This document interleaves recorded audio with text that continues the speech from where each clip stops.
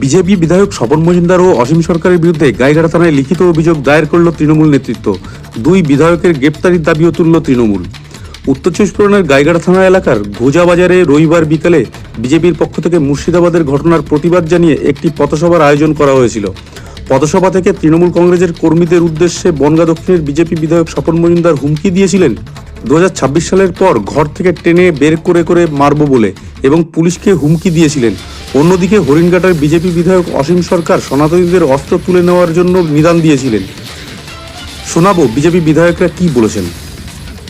মুখ্যমন্ত্রী মমতা ব্যানার্জি আর তাদের চামচাদের উদ্দেশ্যে বলে যাচ্ছি, বেশি দিন নেই 2026 ঘরের থেকে টেনে বের করে মারবে। আর দায়িত্ব নিয়ে বলে যাচ্ছি আমি স্বপন মজুমদার। কি হচ্ছে তারা? দুটো পয়সার লোভে, অর্থের লোভে এই সনাতনী সংস্কৃতিকে নষ্ট করে দেবে, ভারতবর্ষের কালচারকে নষ্ট করবে। আর এই দলদাস পুলিশগুলো তাকিয়ে থেকে সেগুলো দেখছে। কোন হিন্দু, কোন সনাতনী মানুষ যদি এই পোস্ট করছে, তার বাড়িতে গিয়ে তাকে চার্জ করছে, তাকে গ্রেফতার করার চেষ্টা করছে। খাল খিচে রাখবো। কি ভাবছে তারা? খাকি পট্টি পলিসি মানে সবকিছু তাদের হাতে। আমি সনাতনীদের উদ্দেশ্য বলছি, আপনারা সকলে জেগে যান, সকলে শস্ত্র তুলে নিন, এই খাকি পট্টিদের আগে টেবিল তলায় কুপিয়ে কাটুন, তবেই এরা শিক্ষা দেবে। নপুংসত্ব কম বলেছে অসীম সরকার, অপদার্থনীর শেষ পর্যায়ে পৌঁছে গেছে। এরা মমতা ব্যানার্জির চাকরি করা হচ্ছে। এরপরেই সোমবার বিকেলে দুই বিধায়কের বিরুদ্ধে গাইঘাটা থানায় উস্কানিমূলক বক্তব্য রাখার লিখিত অভিযোগ দায়ের করে তৃণমূল কংগ্রেসের নেতৃত্ব।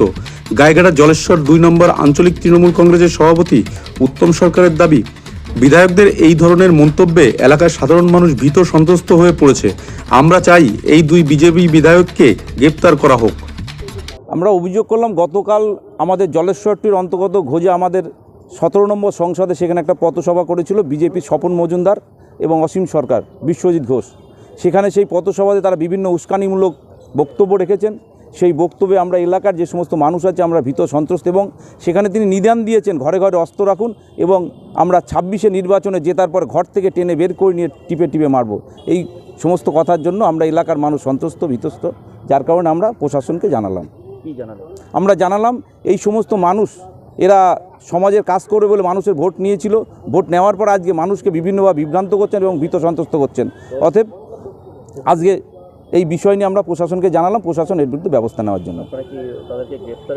অবশ্যই আমরা তাদেরকে গ্রেপ্তার না, তারা গ্রেপ্তার না হলে আগামী দিন এলাকার মানুষ সহজে বসবাস করতে পারবে না।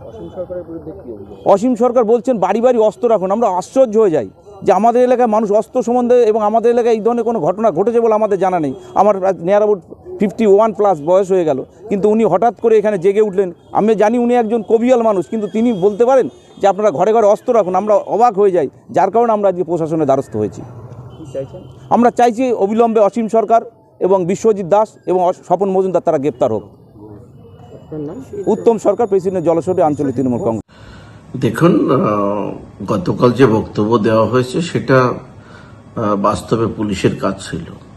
আর তৃণমূল কংগ্রেস চুরি করবে, তৃণমূল কংগ্রেস কাটমানি খাবে, তৃণমূল কংগ্রেস দুধেল গাইদের সঙ্গে ষাটে চলে হিন্দুদের নিধন করবে, আর আমরা বসে বসে দেখবো, এটা হতে পারে না।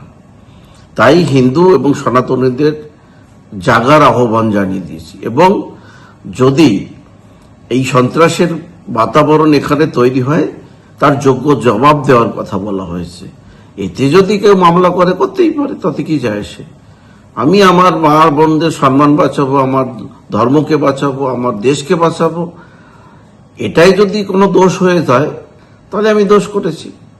আর দ্বিতীয় কথা হচ্ছে, যারা তালিবানি জঙ্গিরা, যারা ওই কাফেরগুলো আছে, যারা এই জঙ্গিদের মদতদাতা, তাদের কাছ থেকে শিখতে হবে নাকি আমরা কি বক্তব্য রাখবো। তৃণমূল কংগ্রেস বিগত কয়েক বছরের নির্বাচনকে কেন্দ্র করে রাজনৈতিক প্রতিহিংসামূলক ভারতীয় জনতা পার্টির এবং নিরীহ মানুষকে, শতাধিক মানুষকে খুন করেছে। তাদের মুখে, এই ভূতের মুখে রাম নাম শুনবো আমরা? লজ্জা করা উচিত তাদের। প্রশাসনের উদ্দেশ্যে আমরা বলেছিলাম গতকাল এই কারণেই, প্রশাসন নীরব দর্শক, তারা তৃণমূলের চটি চাটছে।